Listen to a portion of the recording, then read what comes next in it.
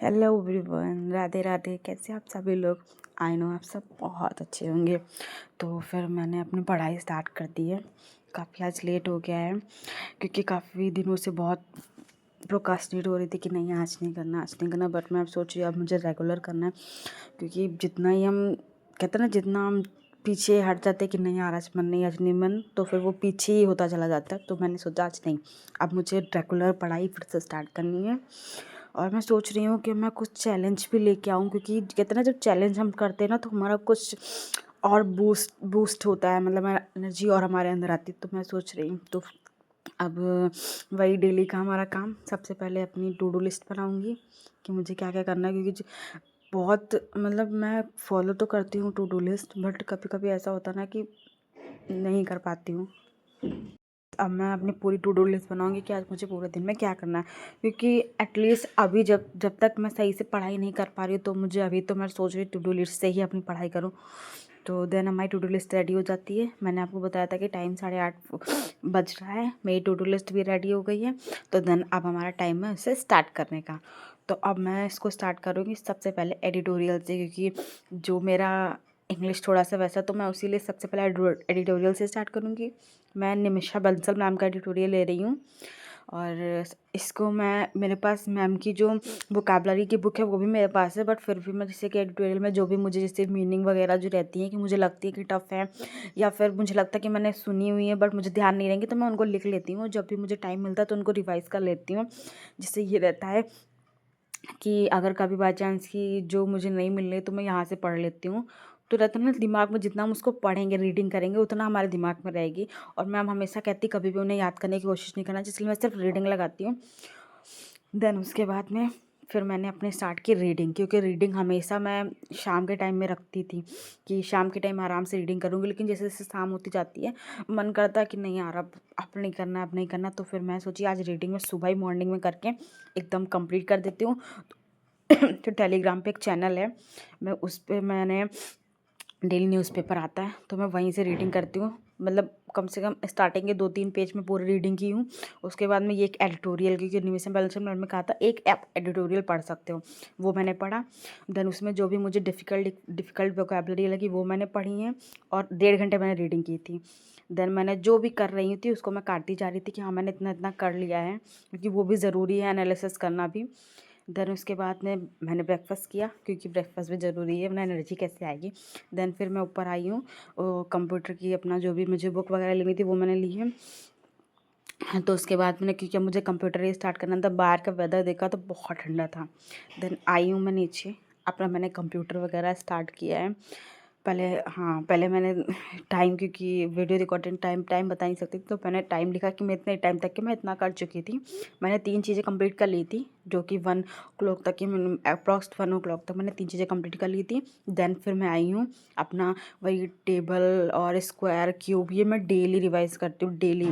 तो ये ऐसा हो गया ना कि मुझे बिल्कुल एकदम रट गया, कहते हैं ना रट गया एकदम।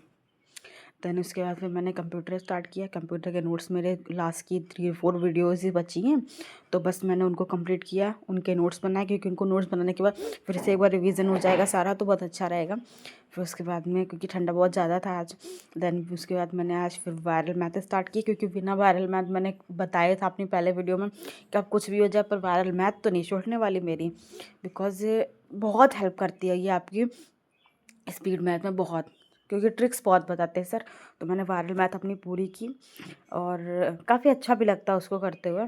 फिर उसके बाद में मैं आ गई हूँ अपनी मैथ स्टिक पे, जो भी मेरा एकदम नेसेसरी है कि मुझे करना ही करना है चाहे कुछ भी हो जाए, वो भी मैंने किया। उसको मैं कम से कम 10 मिनट तो देती ही देती हूँ मुझे, क्योंकि बहुत अच्छा लगता है, क्योंकि जब आपको हर एक चीज़ आपको लिखनी नहीं पड़ती, वो फटाक से वो सब सामने आ जाता है। फिर उसके बाद मैंने सिलॉक्स किए। आज मैंने 4 सिलॉक्स गलत लिखने, लेकिन जब मैंने उनको कहते हैं ना, उनका जब मैंने देखा तो वो गलत क्या निकले, तो मतलब मेरी कहते हैं ना कि पता नहीं मेरा ध्यान कहाँ था, वो सब बिल्कुल सही। मैंने जब उनको फिर से एक बार रीट्राई किया तो सारे सही निकले हैं। तो बहुत ध्यान लगा के बैठने वाला होता है। तो बस फिर उसके बाद मैंने इनइक्वालिटी दिया, इनइक्वालिटी तो सही निकली थी। उसमें 3 क्वेश्चन मेरे गलत हो गए थे, वो भी किस वजह से, ऑप्शंस की वजह से। मैंने ऑप्शन सही से नहीं देखे थे, तो बाकी तो मतलब सही है। मतलब आज थोड़ा हो गया, वरना सिलॉक्स एंड इनक्वालिटीज़ कम ही गलत निकलती। फिर मैंने ब्लड रिलेशन किया था, ब्लड रिलेशन में 3 क्वेश्चन गलत निकले थे जो मैंने पता नहीं, और फिर लास्ट के 2 क्वेश्चन छूट गए थे। तो ऐसे मैंने ब्लड रिलेशन किया था। क्योंकि ये सब मैं स्मार्ट कीड़ा ड्रिल से ही देती हूँ, वो मुझे ज़्यादा सही रहता है क्योंकि उसमें डिफ़िकल्ट, थोड़ा बहुत डिफ़िकल्ट लेवल भी होता है, सही रहता है। फिर मैंने डायरेक्शन डिस्टेंस दिया था, डायरेक्शन डिस्टेंस को मैंने किया, डायरेक्शन डिस्टेंस तो मेरा सारा बहुत अच्छा गया था। शायद एक क्वेश्चन वो मेरा वो शॉर्टेड डिस्टेंस बता रहा था, तो उसमें वो अप्रॉक्स डिस्टेंस बता रहा था। अब मैं बार बार कहूँ कि ये भी देखिए, मैं दिखाऊंगी इसमें, मैं बार बार उसको प्लेस कर रही हूँ कि आखिर क्या हुआ, क्यों वो गलत हो रहा है। शायद वो मैंने डाला नहीं, तो वो वही बार बार गलत हो रहा था मुझसे। फिर देन उसके बाद में फिर मैंने इसको भी कट किया कि हाँ, मेरा ये रीजनिंग की जो क्विज़ थी वो भी मेरी कंप्लीट हो गई है। अब थोड़ा सा बचा हुआ, अब मैं आती हूँ मॉक पे, क्योंकि मॉक देना बहुत ज़रूरी है, क्योंकि इंग्लिश ने मुझे बहुत परेशान किया है। तो फिर मैंने सोचा ला मैं सबसे पहले एक इंग्लिश का मॉक देती हूँ। इंग्लिश का मॉक दिया था मैंने, जिसमें मैंने 22 क्वेश्चन किए थे SBI PO का, और जिसमें मुझे मार्क्स मिले हैं 19.5 मार्क्स मिले हैं, और मेरी रैंक आई है 8965।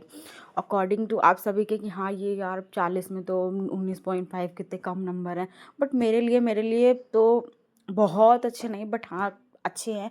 बिकॉज इंग्लिश मेरी काफ़ी मतलब इसमें इंग्लिश में ज़्यादा स्कोर नहीं कर पाती हूँ, बट इसमें मैंने 19.5 किए, वो भी बहुत कम नेगेटिव मार्किंग से।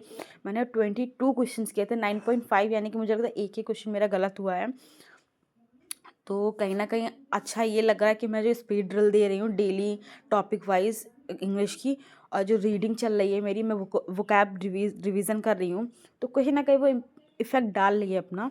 तो अब मैं इसको तो कैरी ऑन करने ही वाली हूँ, क्योंकि अगर मैं यही डेली हमेशा मतलब डेली करती रही, तो अभी 6 मंथ है SBI PO में, कहीं ना कहीं इंग्लिश हो सकता है कि इस बार जो पिछली बार मेरा जो नेगेटिव पॉइंट रहा वो उस पर मेरा प्लस पॉइंट बन जाए। देन उसके बाद मैंने और भी क्विज़ वगैरह देने स्टार्ट की, जैसे कि अभी मुझे मैथ की क्विज़ देनी थी, और मैथ की देती हूँ, मैथ में DI वगैरह भी सब इसी से करती हूँ। तो मैंने अभी तो वो किया था, सिंप्लीफिकेशन किया था। सिंप्लीफिकेशन में 2 सवाल मेरे गलत निकले। अब मेरा सिंप्लीफिकेशन वगैरह सब हो गया था, बस वोकैब बची थी। तो मैंने फिर रात हो गई थी, काफ़ी नाइट हो गई थी, तो फिर मैंने उसके बाद वोकैब वगैरह रिवीजन की। उसके बाद फिर मैंने 1 वर्ड रिवीजन किया। 1 वर्ड रिवीजन करने के बाद बस फिर अब मेरा सोने का टाइम हो गया था, तो मैं सोची बस इसको रख देती हूँ। तो दैट्स ऑल। आज मेरा पूरा दिन में मैंने क्या किया, कितना मैंने पढ़ा, सब मैंने आपको बताया। So that's all. Thank you so much. Please like share and subscribe my channel. Thank you. Radhe Radhe.